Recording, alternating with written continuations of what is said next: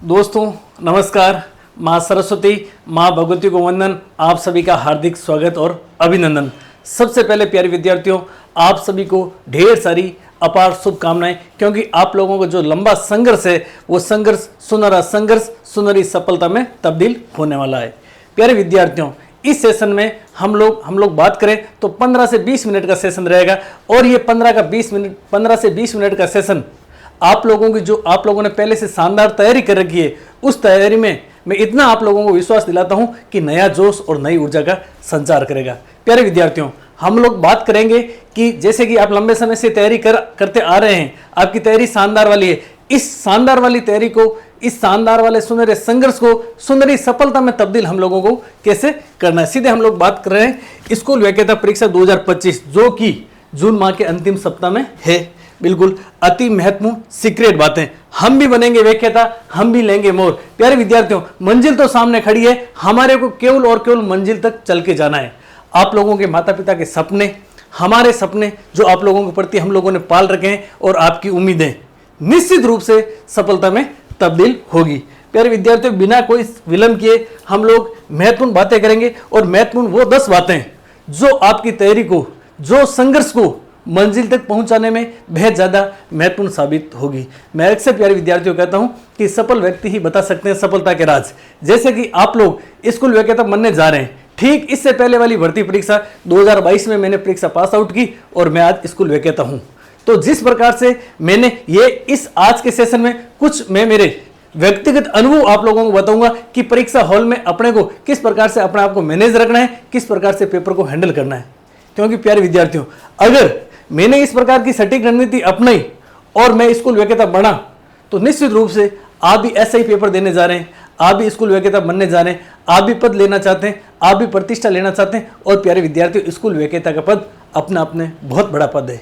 हालांकि स्कूल विक्रेता के विद्यार्थियों को मोटिवेट करना या फिर उनको कुछ बताना, सलाह या फिर सुझाव देना एक सूरज को दीपक दिखाने जैसी बात है। लेकिन प्यारे विद्यार्थियों, मैं ये चाह रहा हूं कि इस 15 से 20 मिनट के सेशन में कुछ न कुछ आप लोगों को प्रत्यक्ष या अप्रत्यक्ष रूप से फायदा हो। और मैं इतना आप लोगों को भरोसा दिलाता हूं कि जिनको लग रहा है कि हमारा सिलेक्शन हो जाएगा, अगर उसने थोड़ी बहुत भी इस रणनीति को फॉलो कर ली तो आपका सिलेक्शन नहीं, आपकी रैंक आएगी। और जिनको लग रहा है अभी उनके मन में ऐसे डावाडोल वाली स्थिति है, भटकाव की स्थिति आ रही है कि क्या हमारा सिलेक्शन हो जाएगा या नहीं होगा, उसके लिए भी ये सेशन उतना ही महत्वपूर्ण रहने वाला है। देखिए, सबसे पहला पॉइंट है कि पेपर कैसा आएगा। प्यारे विद्यार्थियों, आप लोगों के मन में सबसे बड़ा प्रश्न अभी है कि पेपर कैसा आएगा। एग्जाम से ठीक पहले ये प्रश्न मेरे मन में भी आ रहा था और आना लाजमी है कि पेपर कैसा आएगा। लेकिन प्यारे विद्यार्थियों, इस प्रकार के प्रश्नों के ऊपर अपने को अपना ज्यादा टाइम है जो वेस्ट नहीं करना है, क्योंकि पेपर कैसा आएगा अपने क्षेत्राधिकार में तो है नहीं कि पेपर इस प्रकार का आना चाहिए या इस प्रकार का आएगा। पेपर विषय विशेषज्ञों की बात करें तो उन्होंने बनाया, आरपीसी ने बनाया, पेपर जैसा भी आएगा सबके लिए समान आएगा। अगर आप राजनीति विज्ञान से तैयारी कर रहे हैं तो राजनीति विज्ञान के सभी विद्यार्थियों के लिए जो अपना किस्मत आजमा रहे हैं उनके लिए सेम ही आएगा। ये तो है नहीं कि किसी के लिए अलग आएगा, किसी के लिए अलग आएगा, किसी के लिए हल्का आएगा, किसी के लिए भारी आएगा। तो अपने को इसके बारे में बिल्कुल नहीं सोचना है, क्योंकि ये काम अपने क्षेत्राधिकार में नहीं है। जैसा भी आएगा हमारे को पूर्ण समर्पित होकर के, एकाग्रचित होकर के पेपर को देना है। ये बात क्लियर हो गई। दूसरी बात है कि दोस्तों से बार बार बात करना। प्यारे विद्यार्थियों, परीक्षा की अंतिम घड़ी है और मैं चाहता हूं कि आप अपने दोस्तों से बात बहुत कम करें। हालांकि अगर कई बार ज़्यादा ही आवश्यक हो कि इस मुद्दे पर बात करनी ही है तो ही करें। बाकी आप खुद ग्रेड फर्स्ट बनने जा रहे हैं, आपके खुद के अंदर इतना विवेक है कि जो आपको चीज़ दोस्त बताएगा उतनी वो चीज़ के बारे में आप खुद सोच सकते हैं। क्योंकि प्यारे विद्यार्थियों, अक्सर क्या होता है कि परीक्षा से 1 दिन पहले, 2 दिन पहले या कुछ समय पहले अपने दोस्तों से बात करते रहते हैं कि पेपर कैसा आएगा, अगर ऐसा आएगा तो क्या करे, ऐसा आएगा तो क्या करे, वैसा आया तो क्या करे।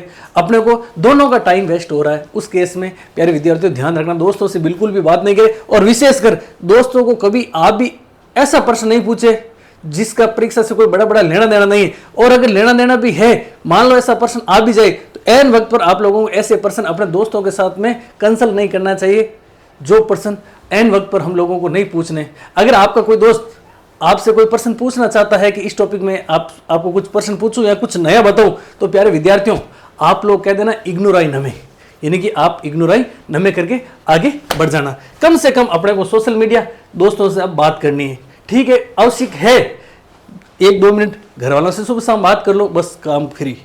उसके बाद अंतिम समय में क्या पढ़ूं, अगला प्रश्न ये जो भी पॉइंट है ना, हर किसी प्रतियोगी योद्धा के मन में आते हैं। सामान्य प्रश्न है, मेरे मन में भी आ रहे थे, आप लोगों के मन में भी आ रहे हैं। अंतिम समय में क्या पढ़ूं? प्यारे विद्यार्थियों, अंतिम समय में केवल और केवल उसी पोर्शन का रिवाइज करना आपको जो आपने पहले से अच्छे से पढ़ रखा है। या फिर बात करें करंट की, अगर करंट में कुछ आप लोगों को अच्छा मिल जाता है, कोई वन लाइनर वाला, तो आप लोग देख लीजिए। आपको अंतिम समय में केवल और केवल आपके की नोट्स है जो प्यारे विद्यार्थियों पढ़ने, उन्हीं को बार बार दोहराना है। अगर आपके पास में कोई नया स्क्रीनशॉट आता है, नई कोई पीडीएफ आती है, नए कोई प्रश्न आते हैं, तो मेरे हिसाब से उनको इग्नोराइन में कह देना ही उचित है। क्योंकि एन वक्त पर आपके पास में बढ़िया डिजाइन वाले, बढ़िया फैक्ट को सजाए वाले, बढ़िया पीडीएफ, खूब सारे स्क्रीनशॉट आएंगे, लेकिन उस केस में आप लोगों को उनसे दूर रहना है। अब देखो, अगला पॉइंट है कि अंतिम समय में निराशा, हताशा, भटकाव, मन नहीं लगता, क्या करूं? प्यारे विद्यार्थियों, ऐसे प्रश्नों के उत्तर किसी के पास में नहीं है। मन आपका है, किसी के बाप का नहीं है। मन को आपको ही लगाना पड़ेगा। और प्यारे विद्यार्थियों, मन एक क्या है? मन एक साधन है। साधन के ऊपर, व्हीकल के ऊपर अपन कंट्रोल कर सकते हैं, तो मन के ऊपर कंट्रोल क्यों नहीं कर सकते? बताओ, मन के ऊपर कंट्रोल करना पड़ेगा। आप लोगों को बिल्कुल पॉजिटिव मूड के अंदर रिलैक्स रहना है, कूल माइंड से रहना है। भटकाव वाली स्थिति बिल्कुल भी आप लोगों के इर्द गिर्द भी नहीं घूमनी चाहिए। बिल्कुल आप लोगों को नकारात्मक लोगों के संपर्क में नहीं रहना है। और प्यारे विद्यार्थियों, दिल तो बच्चा है, बच्चे को अपन सही तरीके से मैनेज कर सकते हैं ना भाई। अगर बच्चा इधर उधर भटकता है तो दिल को आराम से, दिल और दिमाग को अच्छे से मैनेज कर सकते हैं। ये आपको ही करना है। आपका पड़ोसी या फिर पड़ोसन आपके दिल या फिर दिमाग को मैनेज नहीं कर सकते हैं। इस चीज़ का आप लोग विशेष रूप से ध्यान रखें। अपने पास में खोने के लिए कुछ नहीं है, अपने पास में बिल्कुल भी खोने के लिए कुछ नहीं है। सिलेक्शन होगा, मेहनत की है, सुनहरा संघर्ष किया, वो सुनहरा संघर्ष सुनहरी सफलता में तब्दील होगा। आज नहीं तो कल होगा, लेकिन होगा जरूर। सफलता एक दिन में नहीं, लेकिन एक दिन अवश्य मिलती है। और एक बात मैं अक्सर योद्धाओं को कहता हूं कि कोई भी योद्धा युद्ध भूमि में जाता है तो पहले वो युद्ध उसकी मनोभूमि में खेला जाता है। अगर आपके मन में है सिलेक्शन होगा या नहीं होगा, होगा या नहीं होगा, तो आप हमेशा असमंजस की स्थिति में ही रहेंगे। आपके मन में ऐसा होना चाहिए कि मेरा नहीं होगा तो किसी का नहीं होगा, तो आप 100% जीत भी जाएंगे और जीतने का मजा भी आएगा। यानी खुश भी होंगे, खुशियां भी मिलेगी और घर में पद, प्रतिष्ठा, पैसा, मोहर भी आएगी। ग्रीन पेन ले जाने आप एक बार हमारे स्टूडियो में जरूर आना। आगे बात करते हैं। अब देखो, सबसे महत्वपूर्ण बात है कि घर से परीक्षा केंद्र तक का सफर कैसे करें। सबसे ज्यादा महत्वपूर्ण बात है कि घर से परीक्षा केंद्र तक का सफर कैसे करें।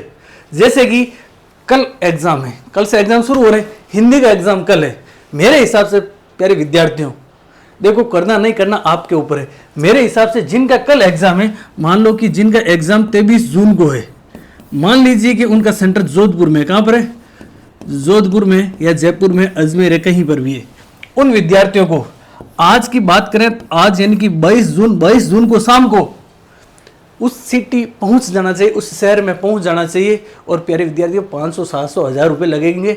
अच्छी जगह, चाहे अच्छी होटल की बात करें, चाहे धर्मशाला की बात करें, वहाँ पर आपको रहना है, रिलैक्स होना। और ध्यान रखें, चाहे आप गर्ल्स हैं या फिर बॉयज हैं, कोशिश करना अपने घर वालों को एक आध घर से कोई मेंबर साथ में लेकर जरूर जाना। ऐसे नहीं कि दोस्तों को लेकर जाए, दोस्तों की कहानियाँ अलग होती है, उनको नहीं लेकर जाना। कई दोस्त कहेंगे मैं चलूँगा आपके साथ में या मैं चलूँगी, उनको नहीं ले जाना। कोशिश करना या तो आप घर वालों को ले जाना या फिर आप अकेले ही चले जाना। पहले दिन आप लोगों को सेंटर, शहर की लोकेशन पे जाना है। और अगर हो सके तो स्कूल के इर्द गिर्द, जहाँ स्कूल आपका सेंटर आया उसके इर्द गिर्द, और हो सकता है तो 500 या फिर 1000 मीटर के दायरे में ही आपको होटल रूम या फिर धर्मशाला लेनी है। और हो सके तो 22 जून की शाम को, यानी कि 23 का एग्जाम है जिनका, आज जाकर के एक बार स्कूल का विजिट भी कर ले। प्यारे विद्यार्थियों, कई बार क्या होता है कि सेंटर कोड या फिर मान लो कई बार ऐसा भी होता है कि एक ही स्कूल, मतलब दो स्कूल सेम नाम की होती है, हो जाता है कई बार, है ना। एक इधर है, एक ईस्ट में, एक वेस्ट में, यानी एक दक्षिण में, एक उत्तर में, एक पश्चिम, एक पूर्व में, तो फिर आप इधर उधर घूमते ही रह जाएंगे। आपकी तैयारी की हुई है, आप ऐसा नहीं हो कि एन वक्त पर आप डापाचूक हो जाए। बिल्कुल भी आप लोगों को इधर उधर नहीं होना है। इस चीज का विशेष रूप से ध्यान रखें। और आरपीसी ने जो दिशा निर्देश जारी किए उनका विशेष रूप से ध्यान रखें। चाहे कपड़ों की बात करें, चाहे और फिर अपना बात करें पेन पेंसिल कैसा क्या ले जाना साथ में। एक बार आप ग्रेड फर्स्ट बनने जा रहे हैं, आराम से उनके है जो दिशा निर्देश जरूर देख ले। और ध्यान रखना, जब आपका एग्जाम 23 जून को है, मान लीजिए, और मान लीजिए कि 9 बजे आपका एग्जाम शुरू है, 8 बजे आपको सेंटर हॉल, अपन कह सकते हैं एंट्री गेट बंद हो जाएगा आपका। आपको मेरे हिसाब से 7 बजे आवश्यक रूप से वहां पर पहुंच जाना चाहिए। प्यारे विद्यार्थियों, आप खुद अक्सर मीडिया के माध्यम से, अखबार के माध्यम से, समाचार पत्रों के माध्यम से, टीवी चैनलों के माध्यम से देखते हैं कि बालक या फिर बालिका लेट हो जाती है पहले तो, और फिर फाटक को पकड़ के आंसू पहुंचती रहती है या फिर आंसू पहुंचता रहता है। ऐसा अपने को बिल्कुल भी, ऐसा अवसर भी नहीं देना है कि अपने मन में रह जाए काश अगर मैं पहले पहुंच जाता, अगर मैं पहले पहुंच जाती। क्या फर्क पड़ेगा घंटा भर से? कोई फर्क नहीं पड़ेगा। तैयारी तो आप लोगों ने पिछले काफी लंबे समय से शानदार वाली कर रखी है। अब तो केवल और केवल रिलैक्स और कूल माइंड से अपने को जाना है। तो इस चीज का विशेष रूप से ध्यान रखें। अब देखो, आप अंदर पहुंच गए, एग्जाम हॉल में पेपर मिलने के बाद में आप लोगों को क्या करना, सबसे बड़ी बात, अब देखिए, असली रण, असली युद्ध है जो अब शुरू हो रहा है। आपको पेपर मिल गया। देखिए प्यारे विद्यार्थियों, सबकी अलग अलग सोच है। मेरे को जो ही पेपर मिला, मैंने सबसे पहले इष्ट देव, ईश्वर, भगवान, माता पिता याद किया, जो मेरे शुभ चिंतक है उनको याद किया। आराम से अंतर्मन में आंखें बंद की 1 मिनट के लिए, और आराम से मैंने कहा कि मैं रिलैक्स जगह बैठा हूँ आराम से, और मेरे को बढ़िया परीक्षा देनी है, और मेरा रिजल्ट जो सकारात्मक ही आएगा, क्योंकि अपने को सकारात्मक ही सोचना है। प्यारे विद्यार्थियों, आप लोग अगर राजस्थान से है, आप लोगों ने सुना होगा एक नदी जिसका नाम है बाणगंगा। बाणगंगा नदी का उद्गम किस प्रकार से हुआ? भीम की पहाड़ी की बात करें ना, वहां पर अर्जुन ने तीर चलाया था अपने माँ के आशीर्वाद से, और वहां से पानी निकल आया। तो माँ बाप का आशीर्वाद, गुरुजनों का आशीर्वाद, इष्ट देव का आशीर्वाद, उसमें बहुत बड़ी ताकत होती है। अगर एक तीर चलाने से उस पहाड़ी से पानी आ जाता है माँ के आशीर्वाद से, तो आपके माता पिता के अंदर इतनी ताकत है कि उनके आशीर्वाद से आप गोले अच्छे भरेंगे, आपका सिलेक्शन होगा और 100% होगा। तो इस चीज का विशेष ध्यान रखें। एक बार उनको याद कर लिया, उसके बाद में प्यारे विद्यार्थियों पेपर को 1-2 मिनट फटाफट से पूरा देख लीजिए। इंस्ट्रक्शन इनकी कहीं से कोई फटा तो नहीं है, या फिर कहीं से कोई मिस प्रिंट तो नहीं है, एक बार आप देख लेना, क्योंकि लगभग 5 मिनट का समय होता है। अगर कोई पेपर में दिक्कत होती है तो चेंज हो जाता है, उसके बाद में आपको पेपर चेंज नहीं होगा। तो इस चीज का विशेष रूप से ध्यान रखें। अब देखो, उसके बाद में अगला प्रश्न हर किसी के मन में आता है, मेरे मन में भी आता था कि मैं कितने % अटेंड करूं और कट ऑफ कितनी रहेगी। बहुत अच्छा प्रश्न है। अब देखो, पेपर मिलने के बाद में एक बार पेपर को सरसरी नजर से देखने के बाद में ये जरूर आपको उसका एनालिसिस करना है कि ये देखिए, पेपर का स्टैंडर्ड तो आपको देखते ही 10, 15, 20 मिनट में पता चल जाएगा कि कट ऑफ कहां तक जा सकती है। प्यारे विद्यार्थियों, होता क्या है, जैसे कि मैं बात करूं राजनीति विज्ञान की। अब देखो, राजनीति विज्ञान या फिर बात करें पॉलिटिकल साइंस का, तो पिछले हम लोग बात करें 2018 या फिर 2020 या फिर 2022 या फिर 2024, ये भर्ती परीक्षा हुई ना, इसमें सब्जेक्ट का पेपर बहुत ज्यादा टफ आया, बिल्कुल आया। आप लोगों ने PYQ पढ़े, आया। बात करूं मैं अगर 2016 की, 2016 जो भर्ती परीक्षा हुई थी उसमें अधिकतर पर्सन, लगभग 80% आपके संविधान से, और वो भी इजी थे। तो इस समय मेरिट बहुत ज्यादा गई थी, और इन भर्ती परीक्षाओं की बात करें, रिजल्ट की बात करें, तो मेरिट है जो बहुत कम रही थी। अब देखो, आपको पेपर का एनालिसिस करना है, उसके बाद में आपको खुद को ऐसा महसूस हो जाएगा कि पेपर का स्तर कैसा है, मॉडरेट स्तर है या फिर टफ स्तर है या फिर टफेस्ट स्तर है या फिर इजी है। उसके अकॉर्डिंग आप लोगों को पर्सन अटेंड करने हैं पेपर देखने के बाद में। और ऐसा नहीं हो कि बहुत ज्यादा अटेंड कर लो। हालांकि मेरी बात करूं तो मैंने लगभग 70+ अटेंड किए थे ना। वो सबका अलग अलग, तो कोई ज्यादा रिस्क लेता है, कोई ऑफेंसिव रहता है, कोई डिफेंसिव रहता है, वो आपके ऊपर है। लेकिन एक बार आपको पेपर का एनालिसिस करने के बाद में वो निर्धारण करना है कि मैं कितने सवाल करूं। इस चीज का आप लोग विशेष ध्यान रखना। कई बार हल्का पेपर आता है तो कट ऑफ बहुत ज्यादा चली जाती है, कई बार लो अपन भारी पेपर है तो कट ऑफ कम जाती है। जैसे कि अभी आपको पता है, थोड़े समय पहले नीट का रिजल्ट आया था। किसका आया था? नीट का। नीट के रिजल्ट की बात करें ना, पिछली बार 720 में से 720 नंबर भी लोगों के आए थे, और इस बार 700 भी नहीं आए। कई बच्चों ने, ऐसे मेरे नॉन बच्चे जिन्होंने कहा कि कट ऑफ पिछली बार बहुत ज़्यादा गई थी, इस बार भी ज़्यादा जाएगी, इस वजह से उन्होंने ताबड़तोड़ तरीके से पर्सन कर लिए, लेकिन पेपर टफ था। तो इस चीज़ का आपको ध्यान में रखना है। आगे देखो, प्रारंभिक 10, 15 या 20% कठिन हो तो क्या करें? कई बार होता है, यानी कि वो अपन कहता ना, सिर मुंडवाते ही ओले गिरना। जो ही आपने पेपर हाथ में लिया, शुरुआत वाले 5, 10, 15, 20% भाई साहब इतने टफ आ गए कि उन प्रश्नों को कभी आपने जिंदगी में देखा ही नहीं। हालांकि तैयारी साल डेढ़ 2 साल से कर रहे हैं, लेकिन 20 में से 10 12 15 प्रश्न ऐसे आ गए, उनका कठिनाई स्तर बहुत ज़्यादा है। आपने ऐसे प्रश्न देखे ही नहीं। उन प्रश्नों को मैं कहता हूं जहरीले प्रश्न, टांटिया वाले प्रश्न, स्वीट पॉइजन वाले प्रश्न। उस केस में आप लोगों को बिल्कुल भी घबराना नहीं है, क्योंकि मैं अक्सर कहता हूं कि आपके पास में खोने के लिए कुछ नहीं, मस्त रहना है। अगर वो 20% आपके शुरुआत में वो आगे और टफ है, उसी पेपर में हो सकता है किसी का 25वां प्रश्न होगा, किसी का 35वां, किसी का 55वां, वो प्रश्न दूसरों के पेपर में भी मिलेंगे और उनको भी तो भारी लगेंगे, उनको भी तो जहरीले प्रश्न लगेंगे, उनको भी तो टांटिया वाले प्रश्न लगेंगे, उनको भी तो स्वीट पॉइजन वाले प्रश्न लगेंगे। आप लोगों को बिल्कुल घबराना नहीं है। उन 10 15 20 प्रश्नों को स्किप करके आप लोगों को क्या करना है, आगे बढ़ जाना है। अगर उस समय प्यारे विद्यार्थियों आपने धैर्य नहीं रखा, आप डावाडोल हो गए, आप एंजाइटी के शिकार हो गए, आप हताश हो गए, निराश हो गए, तो फिर आप पीछे चले जाएंगे। वो समय बहुत ज्यादा महत्वपूर्ण होगा। इस चीज का विशेष रूप से आप लोग ध्यान रखें। अब देखो आगे, कुछ प्रश्न जाने पहचाने लगे, कुछ प्रश्न है जो जाने पहचाने लग रहे हैं, कंफर्म नहीं हो तो तुक्का लगा सकते हैं, या कि प्रश्नवाचक चिन्ह है। अगर प्यारे विद्यार्थियों कुछ प्रश्न आपको जान पहचान के लग रहे हैं कि हाँ हैंदा मैंदा तो लाग रहा है, प्रश्न कदी न कदी तो पढ़िया जरूर हाँ, लेकिन अब कंफर्म आपको लग रहा है कि उत्तर ये होगा या फिर ये होगा, ये हो सकता है, ये हो सकता है। अब देखो प्यारे विद्यार्थियों, उस केस में अगर आप लोगों को ये 1 2 3 और 4 में से एक ऑप्शन आपको लग रहा है ये तो नहीं होगा, एक ऑप्शन ये तो नहीं हो रहा, अगर 2 या 3 इन 2 ऑप्शन में आप लोग, अगर आपको ऊपर नीचे कंफ्यूजन हो रहा है, तो मैं ये मानता हूं, मनोविज्ञान ये कहता है कि ऐसे प्रश्नों को आप लोगों को करने चाहिए। ऐसे प्रश्नों में अपने पास में खोने के लिए कुछ नहीं होता, क्योंकि प्यारे विद्यार्थियों 1/3 की नेगेटिव मार्किंग होती है। 3 प्रश्नों में से अगर आपका 1 प्रश्न सही हो गया और 2 प्रश्न गलत होंगे ना, तो भी आपको, मुझे नहीं लगता है कि कोई नुकसान होगा। फिर भी तुक्का लगाने वाली प्रणाली आप अपने हिसाब से, आप अपने अकॉर्डिंग कर ले, जो आपको उचित लगे। अब देखो अगला और अंतिम और सबसे महत्वपूर्ण बिंदु यह है, आप लोगों को सत्य असत्य नहीं, उसके बाद में मिलान वाले, एलिमिनेशन मेथड यानी कि ऑप्शन काटने वाले, इन प्रश्नों पर विशेष रूप से आपको फोकस करना। होता क्या है, प्रश्न आएगा इसमें से कौन सी चोटी उत्तरी अरावली की नहीं है। अब चोटियां तो आपको खूब दिखेगी, चोटी दिखेगी परीक्षा में, और क्या दिखेगी, लेकिन आप सोच रहे हो वो चोटियां नहीं कह रहा हूं, ठीक है ना, आप बात को अन्यथा मत लेना। प्रश्न पूछा कि इसमें से कौन सी चोटी है जो उत्तरी अरावली की नहीं है, आपको नहीं दिखेगा नहीं, और आपको दिखेगा इसमें से कौन सी चोटी उत्तरी अरावली की है, यानी नहीं, तो आप उस समय डापाचूक हो रखे होंगे, क्योंकि आप बहुत दबाव में रहते हैं। आप दबाव में क्यों रहते हैं, मेहनत आप लोगों ने की है, सिलेक्शन आपका ही होगा, जिसने मेहनत पूर्ण समर्पित होकर के की है, सफलता समर्पण मांगती है, तो आप नहीं, विशेष रूप से ध्यान रखें।